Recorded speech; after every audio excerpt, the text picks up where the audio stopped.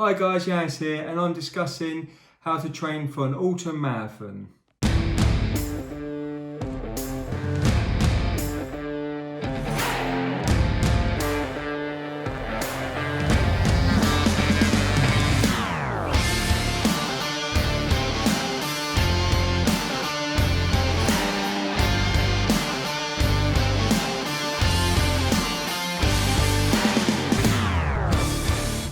Welcome back to the channel guys. If you're new to the channel, welcome and please like and subscribe. So on to today's video, and today's video is about training for an autumn marathon. So we're in May now, and you'll be thinking, most of you might be thinking about an autumn marathon or training for London. London's coming up in October.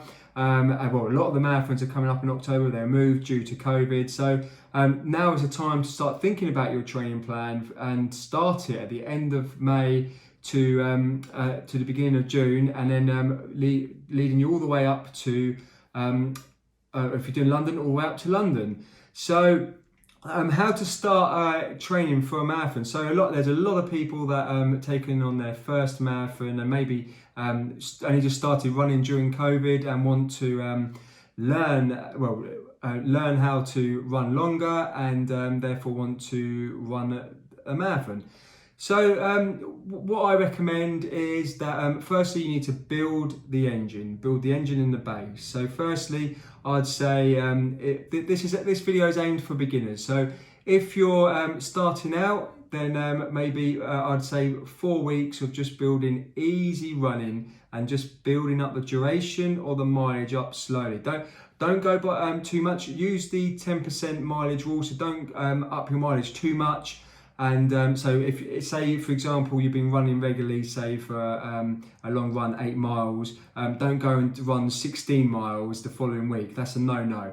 So build up slowly, so you can either have time on your feet. Time on your feet's really a good way to do it. The time on your feet, you could be doing a few minutes each week. You add on, so you could be, say for example, over the 4-week period, you could be doing say 60 minutes, and then you build up to 65 minutes, then 70 minutes, 75 minutes. So that's a good way to do it. Or I used to do 9 minutes when I was doing my longer run. So I do like 9-minute increments each week. So you can do things like that, or you can build up slowly by a mileage per week. But don't worry about speed work. You want to build a basis first, and I'd say definitely invest in a watch and use your heart rate zones. Now, if you can get the right heart rate zones, I've done videos about this before, and work on zone 1, zone 2 to build the base for four weeks, and even push it to 6 weeks, and then increase the mileage slowly, bit by bit. And I'd say also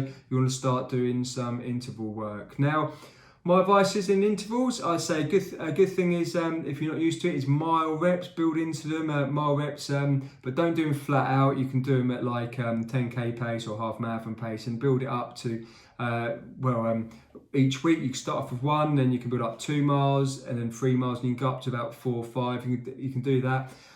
Tempo runs are really important. But if you just want to just get round, then of course it's time on the feet is very important. But don't neglect rest. Make sure you rest. Rest is very important. So don't think that I'm going to run like 7 days a week and I'm going to batter my body, I'm going to be all right. No, you won't. Make sure most of the runs are easy or steady, so you're not tired when you come back. And then you'll be able to target your interval sessions as well. So I mentioned mile reps and I mentioned tempo runs for your interval sessions, but you should also look at, say, threshold runs and progression runs. I love progression runs. So you could do like a 60-minute progression run, and then like every 10 minutes or even every 20 minutes, you can bring the pace down a little. So that's something to get you started a marathon. And the longer you go in your marathon training, you want to experiment in gels. It's really important that you know what you're going to take on during the day, on the day of the race. And I would say always do your background on the race that you're doing to see what kind of gels they give, because if you want to make sure that if something goes wrong with your gels, you have got the gels there, and if you need extra ones, you've got the gels there. But the thing is, why I say you've got to practice with the gels, and I always practice, I'd say, and I tell my athletes, start practicing halfway through marathon training, the longer your runs get. It's because you want to teach your gut really. You don't want to just try a gel on the day and then you're all of a sudden you've got gut problems, you've got gut problems and it can cause a whole lot of issues.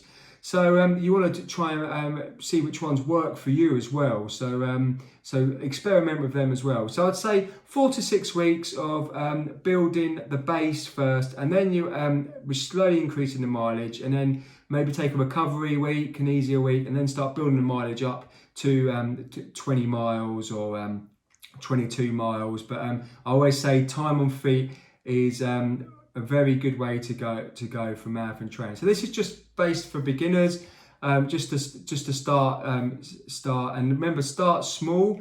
Don't start don't jump into it. If you only run once a week, then you need to build in for 2 runs a week and slowly increasing it, but very slowly. Okay, so remember, no more than 10% increase your mileage. So for example, you may run 30 minutes for one day, and then you just increase, and then you might want to run 10 minutes 2 days later. So that's how you increase it.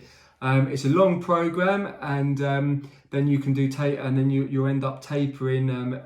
So don't do like 20 miles a week before the marathon. You want your body to recover 3 to 4 weeks, slowly bring the mileage down. So I hope that's helpful, and good luck with your marathon. And the champions of this age group category, Henrietta Parasavic and Yiannis Christodoulou. Christodoulou.